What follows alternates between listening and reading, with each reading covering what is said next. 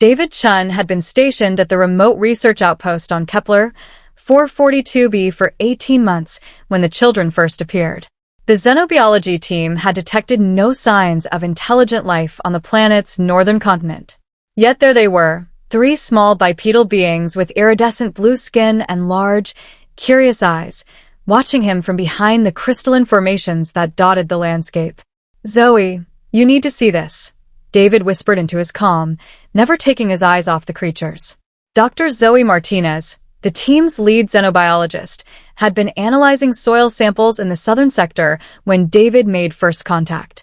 The smallest of the three beings stepped forward, its head tilted in what seemed like a universal gesture of curiosity. When it spoke, David's universal translator crackled to life with a word that made his heart skip. "Father." Within minutes, Zoe had rushed to David's location, her equipment scattered in her haste. She found him sitting cross-legged on the ground, the three alien children gathered around him as though he were reading them a bedtime story. They couldn't have been more than 4 feet tall, with delicate features and skin that shifted between shades of blue and purple beneath the alien sunlight. "How long have they been here?" Zoe asked, her scientific excitement barely contained. "About an hour," David replied. "They just appeared, and they keep calling me father. The translator is picking up their language perfectly, but I can't figure out why they're using that term." The eldest of the three, who appeared to be about 10 in human years, approached Zoe with the same cautious curiosity they had shown David. "Are you father's mate?" it asked, the translator rendering the question into perfectly clear English. Zoe's cheeks flushed. "We're colleagues. Scientists. We study life on different worlds." "Like mother," the middle child chimed in, clapping its hands together with delight. "Mother studies the sky people too." David and Zoe exchanged puzzled glances. Sky people.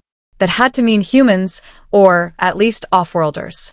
Over the following weeks, the children became regular visitors to the research station. They were incredibly intelligent, learning basic English within days and demonstrating an understanding of complex scientific concepts that astonished both researchers. They spoke of their mother often, describing her as someone who watched the stars and taught them about the beings who came from beyond their world. David found himself growing deeply attached to the trio.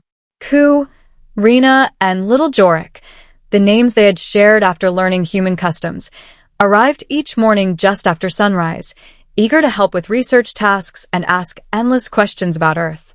They showed him hidden caves filled with bioluminescent organisms, introduced him to edible plants that tasted like cinnamon, and taught him games played using the planet's naturally occurring crystal formations.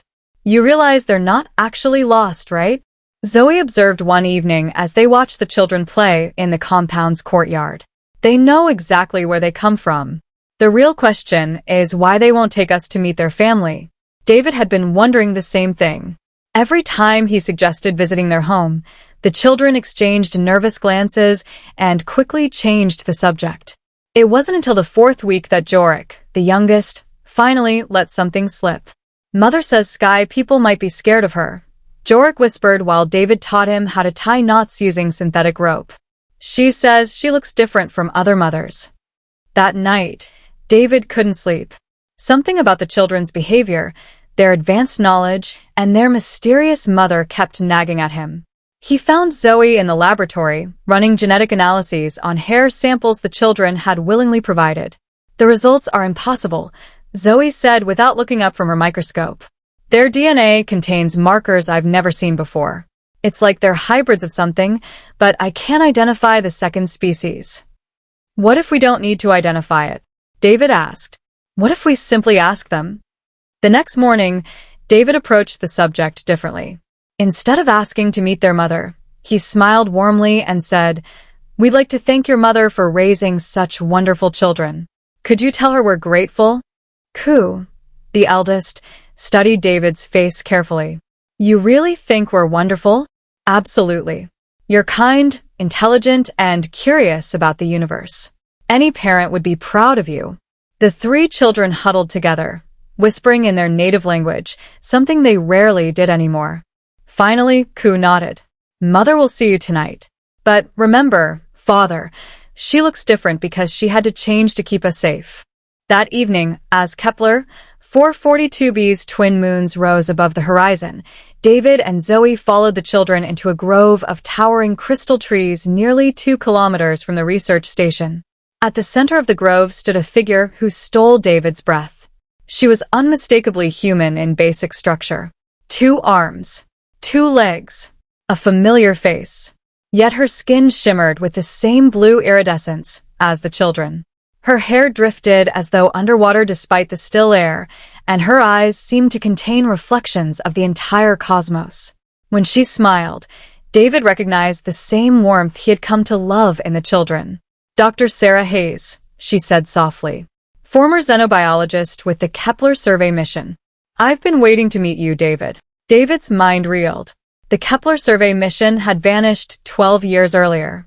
Every crew member had been presumed dead after their ship encountered a spatial anomaly. "Sarah Hayes died," Zoe whispered.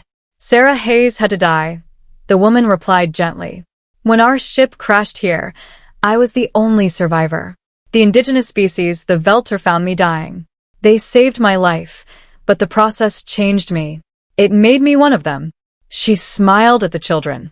"When I realized I was carrying twins from before the crash, and they were growing into something new, something between human and Velta, I knew I had to protect them." She gestured lovingly toward the children. "Ku and Rena are mine biologically. Jorik is adopted. His Velta parents died during a seismic event last year. But they're all my children now." David looked at the 3 youngsters who had called him father since the day they met. Understanding washed over him. "You taught them about humans," he said quietly. "About where half of their heritage comes from." Sarah nodded. "I taught them that humans are capable of incredible kindness, curiosity, and love. I taught them that we cross unimaginable distances not to conquer, but to learn. That when we find children in need, we open our hearts without hesitation." Her transformed face glowed with unmistakable maternal pride. "And during these past weeks, you've proven everything I told them was true." Ku stepped forward and gently took David's hand. "Father showed us that sky people aren't scary. They're family." David knelt and wrapped all 3 children in a warm embrace. In that moment, he realized humanity's greatest purpose among the stars wasn't merely exploration. It wasn't technology. It wasn't conquest. It was building bridges across the vast loneliness of space. It was discovering family in the most unexpected places. And perhaps, David thought as the twin moons illuminated the crystal grove, that would always be humanity's greatest gift to the universe.